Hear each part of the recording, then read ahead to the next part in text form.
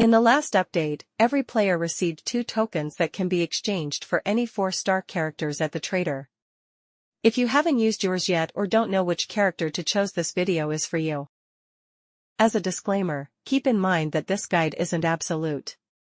Some characters will be more or less necessary depending on what you already have. Take a look at your roster and use your own discretion when you make your choice. If you have a favorite and you really want her, go for it. It's just a game at the end of the day. I haven't used every character, but I think I have enough knowledge about the game to make this guide. Don't hesitate to comment if you think I got something wrong or to talk about a character I haven't talked about. Also, this video isn't a tier list or a ranking, just advice on who to use your token on. In top priority we have Yuma and Himika. Ailment removal is required for a few fights in Nightmare mode, and Yuma is the only 4-star that can do it. You will also need 2 sustains for Nightmare, so unless you have a 5-star healer and another sustain, she is required for the endgame. A lot of players might overlook Himika, but she's actually really strong. She doesn't increases the team's damage much, but her action delay is insanely strong for boss fights.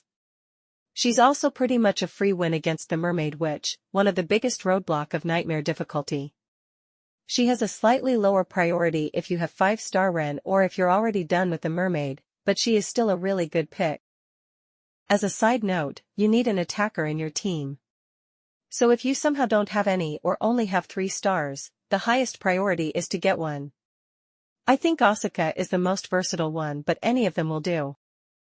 In high priority we have a second breaker, Hazuki, and I am.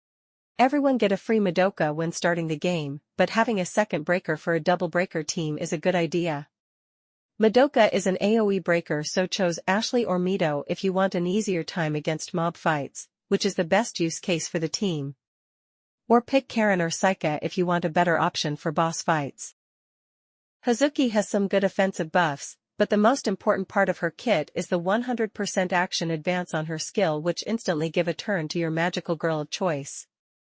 You can advance your breaker to break the enemy faster, advance your attacker after her turn to allow her to attack twice, or even advance your sustain if you need an emergency heal.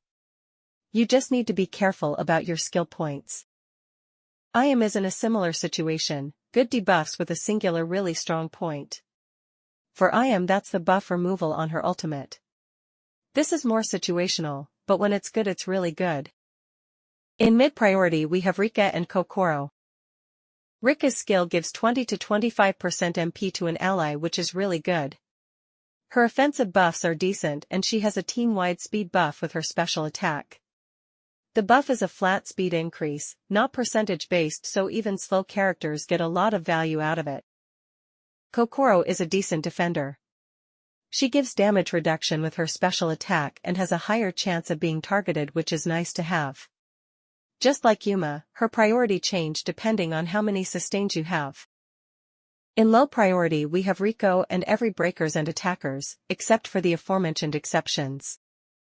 Riko's buffs are just underwhelming if you're not using a crit damage dealer that can make full use of them. Finally we have Raira and Hana. Raira isn't bad.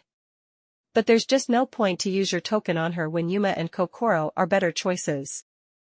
Hana is just bad, however. She's the worst damage dealer of the game and doesn't have any utility as a debuffer. Now that I covered the characters, let's talk about Ascension, or dupes. I think you should get at the very least all the characters in top and high priority. They all have something in their kit that even 5 stars can't do. Hazuki is the only one with a 100% action advance, Hamura can only advance herself and Mami has a 20% advance, Himika is the only reliable source of action delay, Rina only delay broken enemies and only with her special, and Iam has the only buff removal in the game. Yuma doesn't have the only ailment cure now that Keed is available, but she's still the only 4-star with it. If you're gonna use your token for Ascension, use it on the characters you use the most. You can check what their Ascension passives are beforehand, but since Ascension 3 and 5 only raise the level cap of your special attack, they are not really worth it. That's it for the video. As I said in the beginning, if you think a 4-star deserves a bigger spotlight, leave a comment. My knowledge isn't foolproof, so I'd love to hear your opinions. Still, I hope this helped you make your decision. Goodbye and see you soon.